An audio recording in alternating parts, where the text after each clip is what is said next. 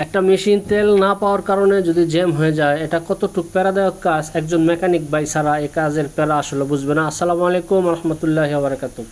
এটা হচ্ছে একটা গার্মেন্টসের সিলিন্ডার বেড ফ্লাডলক মেশিন।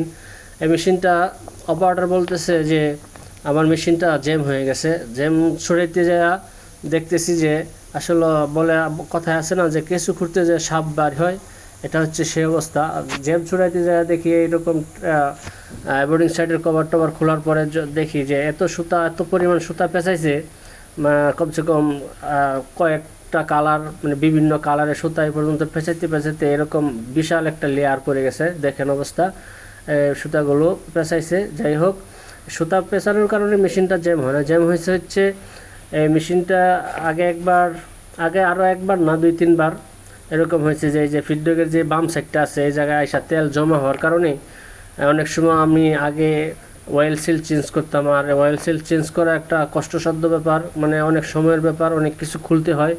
যার কারণে আমি এটা করলাম যে ওই ডাইরেক্ট বেঞ্জো থেকে লাইন খুলে আমি লাইনটা বাইপাস করে এদিকে কানেক্টিংয়ের সাইডে যাতে তেল আসে আমি একটা বাইপাস লাইন করে দিলাম। লাইন করা দেওয়ার কারণে অনেক দিন চললো, কিন্তু হঠাৎ করে সমস্যাটা হচ্ছে যে পাইপটা আমি বাইপাস করছিলাম ওই পাইপটা প্লাস্টিকের পাইপ, তো অনেক দিন চলার পরে পাইপটা ফেটে গেছে। ফেটে যাওয়ার কারণে মেইন যেই জায়গায় তেল আসার কথা ছিল, যেই জায়গাগুলো, যেই মেশিনের যেই পার্টসগুলোর ভিতরে তেল স্প্রে করার কথা ছিল ওই জায়গায় স্প্রে করে নাই, তেল আসে নাই, মানে তেলটা ভিতর থেকে একদম পুরোপুরি জায়গা মতো উঠে নাই। যার কারণে মেশিনটা তেল না আসার কারণে জ্যাম হয়ে গেছে।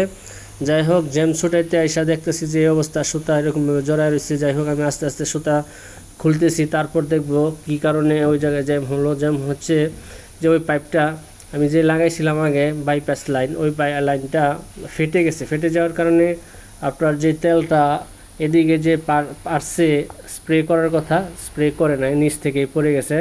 যার কারণে মেশিনটা আস্তে আস্তে জ্যাম হয়ে গেছে।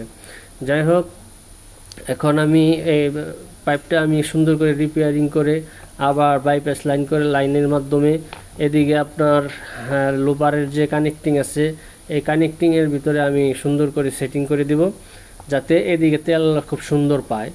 যাই হোক, আমার এদিকে সুতা খোলার কাজ শেষ হয়ে গেছে, সুতা নাই এখানে। আর এখন সুন্দর করে একটু ভালো মতো পরিষ্কার করে আমি এখন যে বেঞ্জোর কারণে যে জায়গায়, হ্যাঁ এই জায়গায় যে দেখেন আমার যে একটা প্লাস্টিকের পাইপ আছে, পাইপটা এই কোনার ভিতরে ফাটা, এই জায়গাটা ফাটা।